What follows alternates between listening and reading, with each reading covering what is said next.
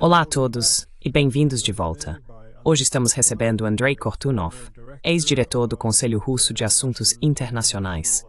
Então seja bem-vindo de volta ao programa.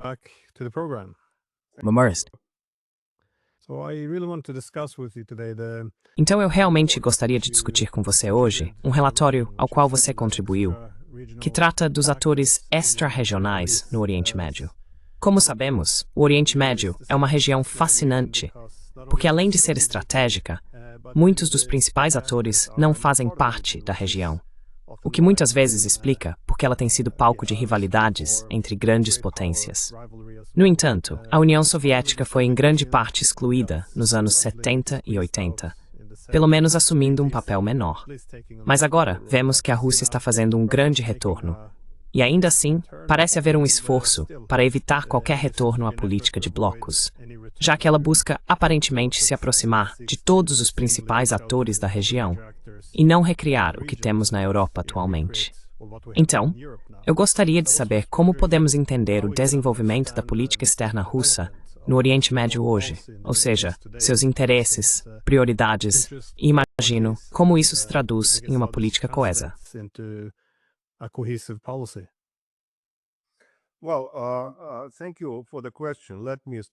Bem, obrigado pela pergunta. Deixe-me começar argumentando que, historicamente, a região do Oriente Médio nunca foi autossuficiente em termos de segurança. Sempre fez parte de um sistema de segurança mais amplo, com atores externos desempenhando papéis muito importantes. Esse foi o caso com o Império Otomano.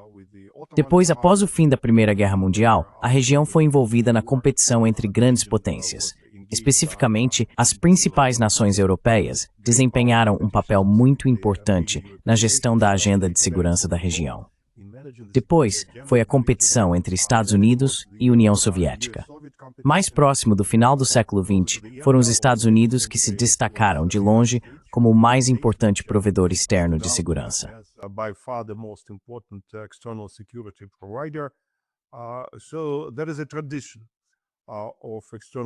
Portanto, existe uma tradição de envolvimento externo. Além disso, se você observar mais de perto a região, verá que os países que podem reivindicar autossuficiência em segurança são principalmente as nações não árabes da região, como a Turquia ou a República Islâmica do Irã, em certa medida Israel, mas não as principais nações árabes do Oriente Médio. Isso cria problemas para a região, pois é muito difícil articular interesses de segurança específicos que sejam diferentes daqueles dos atores externos. E claro, por muito tempo, a região tem sido um campo de disputa para grandes potências competindo por influência, desenvolvendo suas capacidades de alcance, abrindo suas bases militares e assim por diante.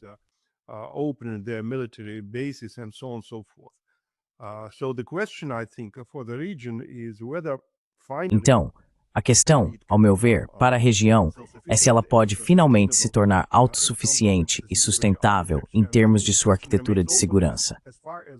Acho que essa questão ainda está em aberto. No que diz respeito à Rússia, acredito que é uma posição de longa data da Federação Russa, que deve haver apenas um envolvimento limitado de atores externos. E o arranjo de segurança ideal para a região seria o de segurança coletiva, que seja inclusivo em vez de exclusivo, abrangendo não apenas as nações árabes, mas também outras nações da região. Claro, muitos argumentariam que é uma batalha difícil, mas essa continua sendo a aspiração estratégica da Federação Russa.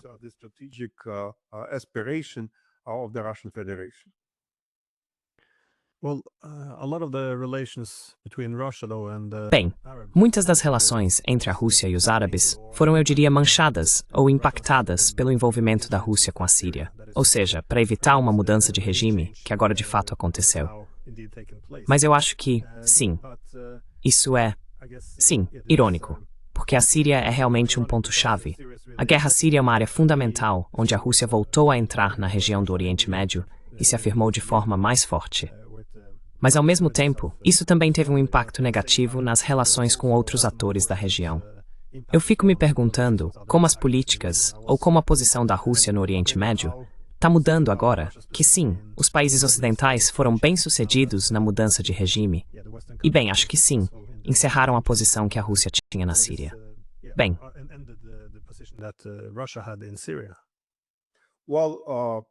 My take is that the Russian Minha opinião é que o envolvimento russo na Síria não foi a regra, mas sim uma exceção à regra.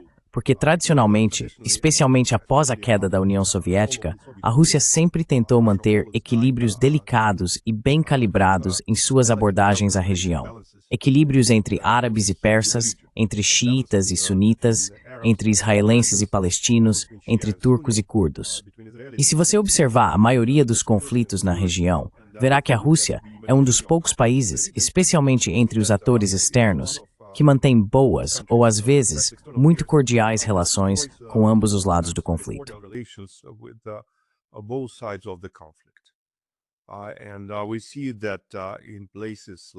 E vemos que em lugares como Líbia, Palestina e na região do Golfo, a Síria foi uma exceção no sentido de que a Rússia apoiou Bashar Assad. Ela tomou partido, confiou em Bashar Assad, pelo menos até recentemente. E é por isso que agora precisa considerar a limitação de danos como parte de sua estratégia, não apenas na Síria, mas também além da Síria. E podemos observar agora que meio ano após a queda de Bashar Assad, a Rússia ainda está presente na Síria. Arhausi é Samuel Condor sobre as duas principais forças militares que possui. Há negociações com novos líderes sírios.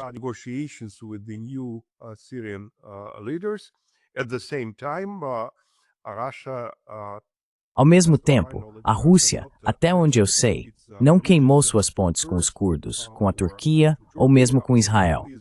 Ela pode ter reservas sobre o que Israel ou até mesmo a Turquia estão fazendo na Síria, mas a Rússia mantém as portas abertas para consultas, e eu acho que de certa forma está voltando ao que era tradicionalmente, um ator de equilíbrio, um ator que pode atuar nas margens, um ator que pode capitalizar seu bom conhecimento da região e sua profunda experiência em trabalhar com várias forças na região. Acho que esse é um tipo de estado natural da abordagem russa em relação à região MENA como um todo.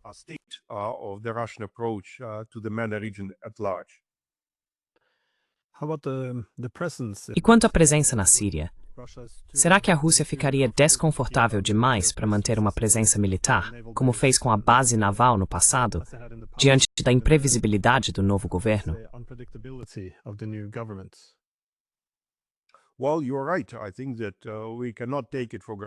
Bem, você está certo. Acho que não podemos dar isso como certo. Ninguém sabe o que vai acontecer amanhã ou depois de amanhã. E, de fato, os termos do envolvimento russo com a Síria podem mudar do lado sírio. Eles podem impor mais condições a esse acordo e não podemos descartar a influência de vários outros atores externos, como Ankara, por exemplo, que pode ter suas próprias aspirações e prioridades em relação à sua presença militar na Síria. Então, pelo menos na minha opinião, isso continua bastante instável.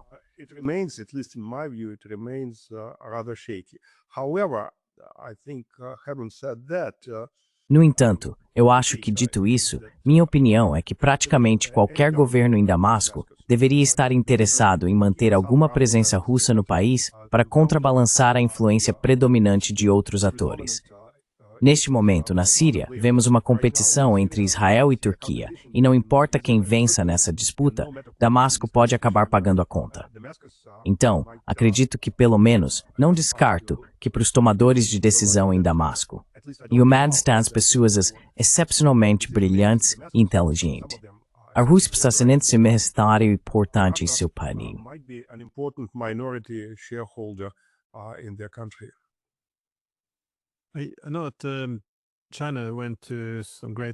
Eu sei que a China fez grandes esforços para melhorar as relações entre a Arábia Saudita, os Estados do Golfo e o Irã, a fim de reduzir algumas das tensões.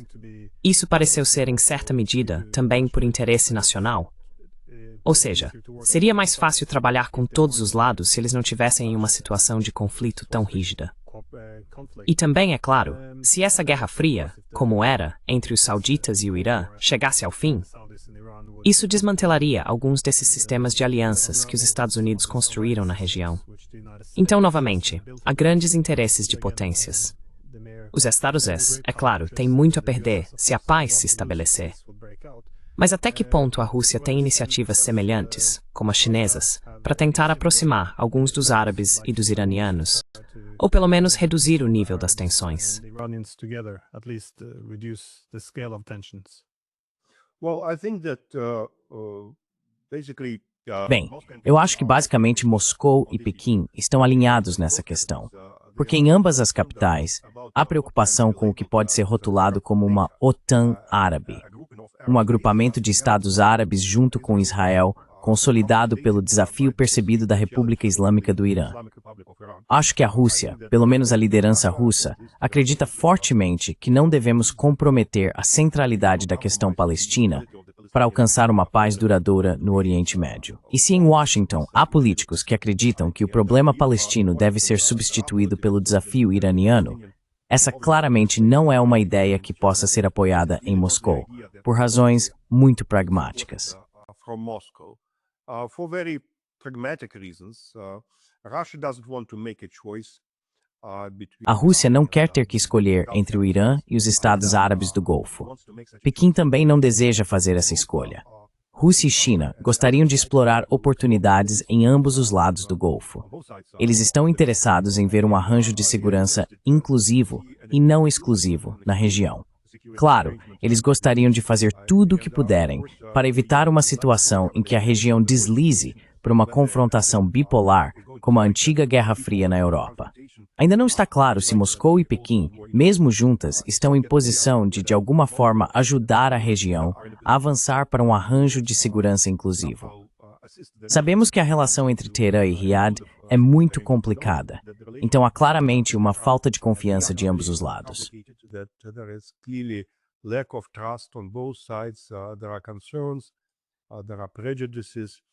Existem preocupações, existem preconceitos e há muitos obstáculos para qualquer reconciliação real. Mas, novamente, como ex-historiador, posso dizer que o Irã está lá há muito, muito tempo. Você não pode simplesmente pegar o mapa da região, recortar a República Islâmica e dizer que ela não pertence à região. Isso não é verdade factual. O Irã sempre estará lá, então é do interesse de todos garantir que o Irã seja de alguma forma acomodado. Claro, essa acomodação exigirá ajustes, não apenas do lado árabe, mas também do lado iraniano. E só podemos esperar que tanto árabes quanto persas demonstrem o grau necessário de flexibilidade. Eu diria até empatia, porque sem empatia seria muito difícil avançar.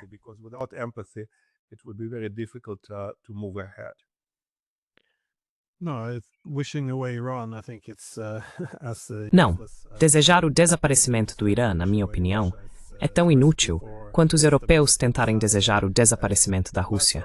Isso é uma receita para instabilidade e desastre.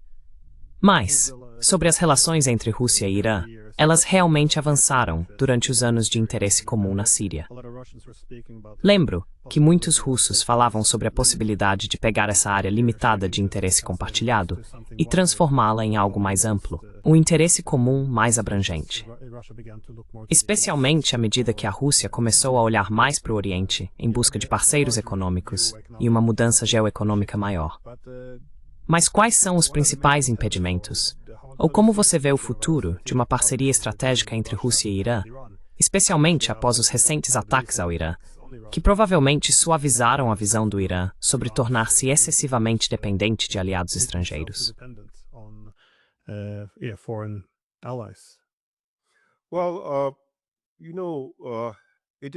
Bem, você sabe, é uma relação complicada. E definitivamente há oportunidades, mas também existem problemas entre Moscou e Teherã. Se fôssemos falar sobre problemas, eu provavelmente começaria pela história. Essa relação nunca foi fácil, e houve muitas guerras entre a Rússia e o Irã. Se você for a Teherã, ainda há ressentimentos em relação ao passado, especialmente se considerarmos o século XX, quando a União Soviética, junto com o Reino Unido, de fato dividiu o Irã durante a Segunda Guerra Mundial para evitar que a Alemanha assumisse o controle. Então, esse é um dos pontos que devem ser levados em consideração. E isso vai levar tempo.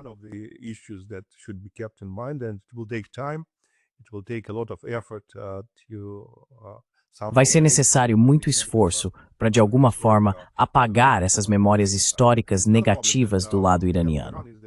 Outro problema que temos com o Irã é que nossas economias não são realmente complementares. Se você observar a Rússia e a China, ou mesmo a Rússia e a Índia, verá um certo grau de complementaridade.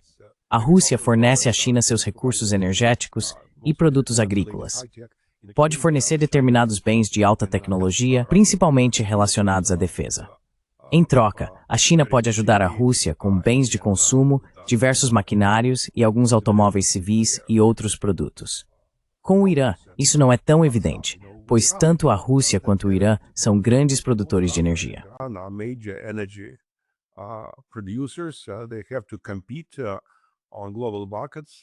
Eles precisam competir nos mercados globais.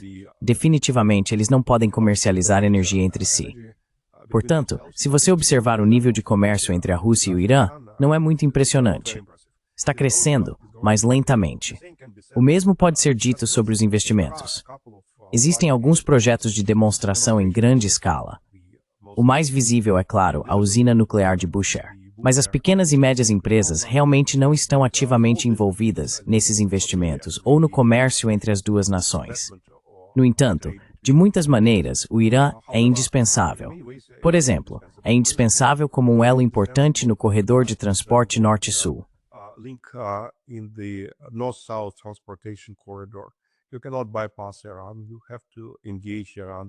Você não pode ignorar o Irã. É preciso envolver o Irã para garantir que esse projeto avance. Eu não subestimaria a capacidade econômica da República Islâmica.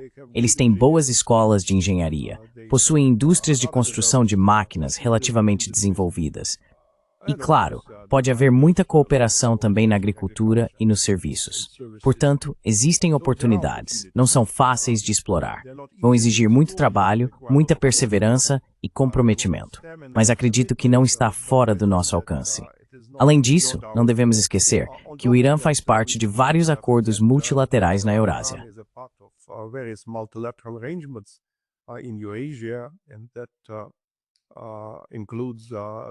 Isso inclui a Organização de Cooperação de Xangai e o BRICS. E neste ano, o Irã concluiu um acordo de livre comércio com a União Econômica Eurasiana. Portanto, o comércio e os investimentos estão crescendo gradualmente.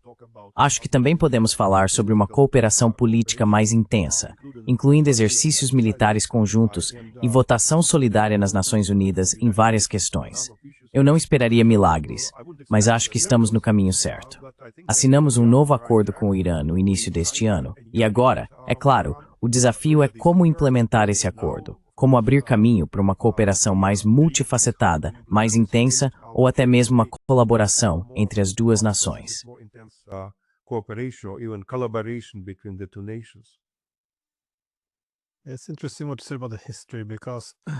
É interessante o que você disse sobre a história, porque estive em Teherã há 3 meses e me disseram mais ou menos a mesma coisa. Que a história, ou o fantasma do passado, ainda é algo que paira sobre muitas pessoas. Uma fonte de, bem, pode-se dizer, desconfiança.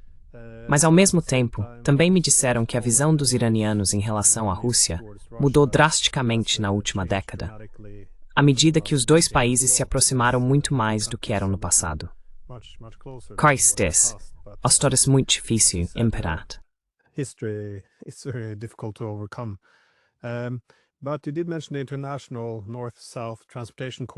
Mas você mencionou o corredor internacional de transporte norte-sul, que vai da Rússia e do Irã até a Índia, mas é claro que também inclui alguns dos países adjacentes. Qual é o potencial disso? Porque isso parece ser uma parte importante da política russa para o Oriente Médio, no sentido de ter uma infraestrutura mais diversificada na região da Grande Eurásia. Tudo está muito centrado na China. Mas, com essas novas guerras e os problemas com o Azerbaijão, existem ameaças a esse projeto.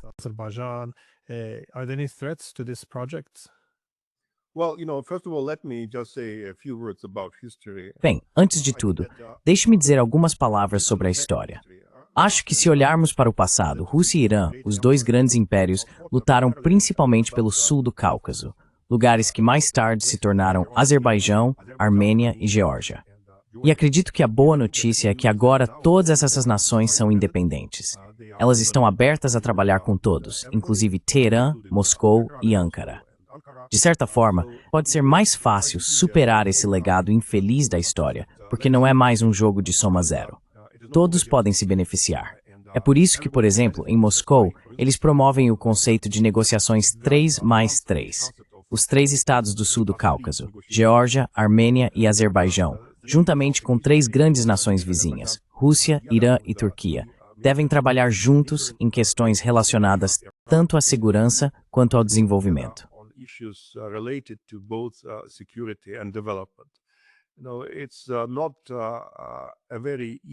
Não é um plano muito fácil de implementar. Claro, há muitas reservas e preocupações, e existe muita oposição a esse formato, mas acho que de certa forma faz sentido, porque insere o Cáucaso em um quadro mais multilateral. Agora, falando sobre o corredor Norte-Sul, não é uma ideia nova. Como você provavelmente sabe, já se fala desse projeto há algumas décadas, e existem várias rotas para esses corredores de transporte, pelo menos 3. Podemos falar da Rota Oriental, que passa pela Ásia Central, pelo Cazaquistão e mais ao sul, Turcomenistão, Irã e depois Paquistão. Podemos falar da Rota Transcaspiana, que é um trânsito entre os portos iranianos do norte e Astrakhan. Agora, os iranianos provavelmente vão investir muito dinheiro nas instalações de transporte de Astrakhan, então eles claramente apostam nessa opção em particular. On this particular option, and of course there is the western route, E claro, existe a Rota Ocidental, que deve passar pelo Azerbaijão e depois pelo norte do Irã, seguindo mais ao sul. Portanto, há várias opções que não são necessariamente mutuamente exclusivas. Quando projetam o volume de carga que pode ser transportado por esse corredor, geralmente falam em 30 ou 40 milhões de toneladas por ano, principalmente contêineres. Mas talvez não apenas contêineres. Não é exatamente uma revolução no transporte global. Definitivamente, não vai substituir o Canal de Suez ou outras grandes rotas internacionais de transporte, mas certamente ajudará a atender a vários países, especialmente os países sem litoral, que gostariam de aumentar o número de rotas de acesso ao oceano global.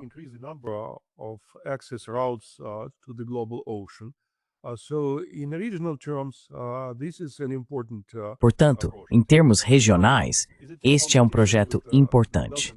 Agora, ele está em competição com o projeto Cinturão e Rota? Eu não acho. Acho que ele não está realmente competindo com o corredor de transporte leste-oeste, mas pode ser complementar ao que é feito ao longo da rota leste-oeste. Muito vai depender da situação econômica dos países ao longo desse corredor, até que ponto eles estão prontos para assumir um compromisso real, até que ponto estão dispostos a investir em indústrias adjacentes. Mas acredito que definitivamente esse projeto tem futuro e espero que continue a se consolidar como um corredor internacional de transporte sério em breve.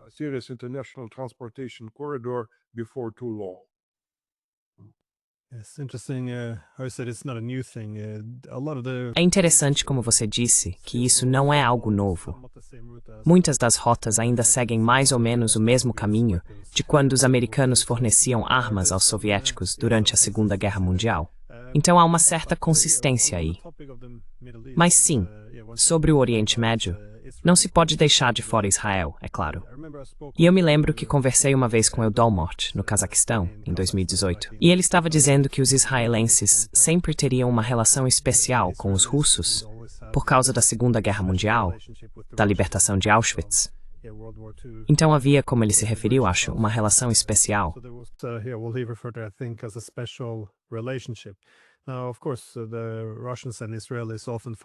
Agora, é claro, russos e israelenses frequentemente se encontram em lados opostos de alguns interesses, seja na Síria, por exemplo. Mas ainda assim, sempre houve esse senso de respeito mútuo, mantendo as linhas de comunicação abertas. No entanto, algo parece ter mudado nos últimos anos, com Israel sendo visto como dando algum apoio à Ucrânia e também com a Rússia começando a se aproximar do Irã. E claro, podemos acrescentar as recentes ações israelenses em Gaza, que a Rússia tem criticado mais, ao menos verbalmente, do que costuma fazer. Para onde está indo essa relação? Isso é apenas um obstáculo momentâneo, ou estamos vendo uma divisão mais ampla entre os dois países?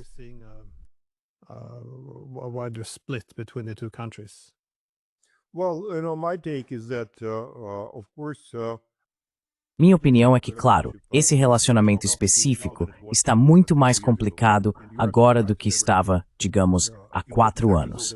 Você está absolutamente certo. Existem fatores importantes, embora também houvesse outros fatores, mas esses dois se mostraram os mais relevantes. A operação militar especial teve um impacto muito significativo na opinião pública em Israel. E há muitos grupos pró-Ucrânia no país. Também a pressão da Europa para que Israel adote as sanções da UE. Israel resiste a essa pressão, mas isso definitivamente tornou o relacionamento mais complicado. E o segundo fator é a operação israelense em Gaza. Israeli operation in Gaza, and Russia has always been very critical of what. E a Rússia sempre foi muito crítica em relação ao que os israelenses têm feito lá. Em Moscou, acreditam que se trata de um caso claro de uso excessivo de poder militar.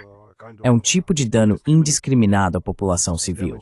Aqui, a Rússia se associa à maioria das nações árabes, que também são muito críticas ao que Israel está fazendo. No entanto, acho que a realidade é que nenhum dos lados, nem Israel, nem a Rússia, está pronto ou disposto a romper completamente essa relação. De fato, você mencionou a história, mas eu acrescentaria que há muitos russos e falantes de russo em Israel. Russians and Russian speakers in Israel, there are many people who have dual citizenship. Há muitas pessoas que têm dupla cidadania, e elas não podem ser abandonadas por Moscou. Israel continua sendo um parceiro. Definitivamente, Israel não é um país hostil. Não adotou nenhuma sanção anti-Rússia. Ainda é uma janela importante para que a Rússia continue fazendo parte da economia global, incluindo a economia global de alta tecnologia. Eu também diria que existe uma certa química pessoal entre os dois líderes. O primeiro-ministro Netanyahu e o presidente Putin. Ambos atribuem muita importância à Segunda Guerra Mundial. Para eles, não se trata apenas de história para a mídia. É parte do mundo em que vivem, e acho que eles se entendem muito bem.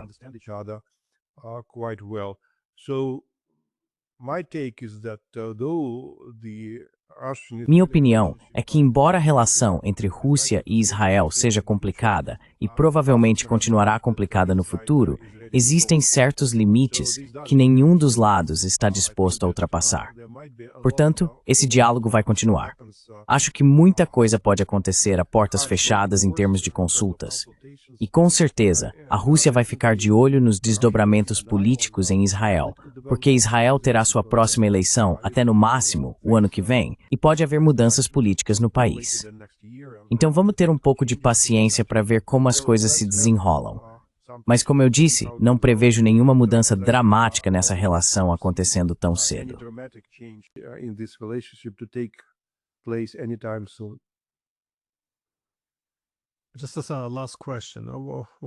Só para finalizar, qual você acha que é o principal desafio? Porque, novamente, o Oriente Médio parece estar passando por uma grande transformação agora. Ou seja, os Estados Unidos vão, imagino, ter que aceitar a contragosto, em algum momento, um papel mais modesto no sistema internacional. Os europeus também terão uma influência significativamente menor. Vemos a Turquia se reafirmando tanto à esquerda quanto à direita. Temos a possível queda, se não a balcanização, da Síria. A Líbia bem pode se desintegrar. A questão palestina continua sendo problemática. Como você disse, Israel também longe de ser estável neste momento.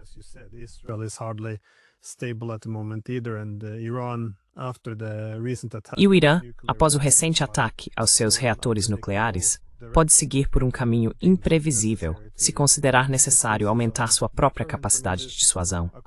Quero dizer, em toda a região, há muitas mudanças acontecendo. Claro, você pode incluir a Arábia Saudita, os Emirados Árabes Unidos e o Catar, tentando diversificar seus laços externos. Como a Rússia navega por tudo isso, enquanto também tenta não ser arrastada para algum conflito? Porque imagino, uma parte infeliz da história russa é que sempre que surge uma grande guerra, a Rússia frequentemente acaba envolvida. E muitas vezes, é uma boa ideia manter certa distância também. Mas ainda assim, ela é uma provedora de segurança na região. Como a Rússia está traçando seu caminho nesse cenário complicado que se aproxima?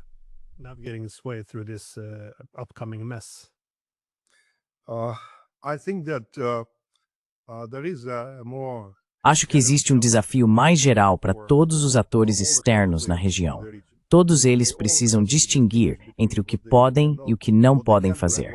Porque eu acho que por muito tempo, muitos atores externos sofreram de excesso de confiança. Aquela ideia de que, sabe, podemos entrar e consertar a região. Talvez não sozinhos, mas junto com outras grandes potências, podemos resolver isso. Sabemos como fazer, sabemos onde está o problema e como resolvê-lo. E eu acho que ninguém pode resolver os problemas da região, exceto a própria região. Nós não podemos e não devemos tentar fazer o trabalho pelos árabes, ou judeus, ou iranianos, ou turcos. Arabs or Jews or Iranians or Turks, they have to be at the driver's seat. Eles precisam estar no comando. Atores externos podem ajudar, podem fornecer combustível para esse carro, ajudar na navegação e na manutenção do veículo, mas não devem substituir o motorista. E acho que todos estão aprendendo essa lição da maneira mais difícil.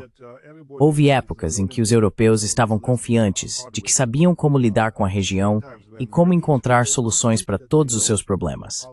Mais tarde, lembro da União Soviética expressando a posição de que haviam inventado um modelo para a modernização do Oriente Médio, esse socialismo estatal, socialismo ao estilo árabe.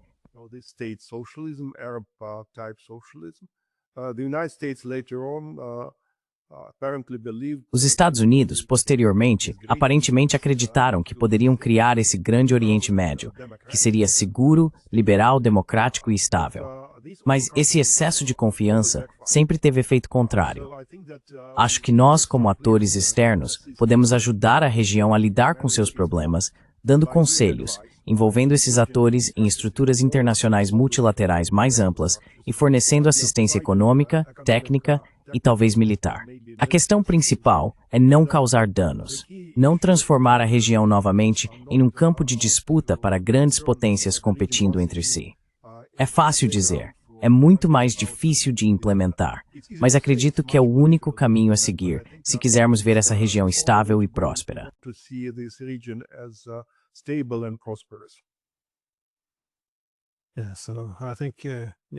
Sim, acho que esse sempre foi o desafio. Evitar transformar o Oriente Médio em um tabuleiro de xadrez confrontacional. Acho que uma postura mais humilde e moderada na região é um bom ponto de partida. Então, muito obrigado pelo seu tempo.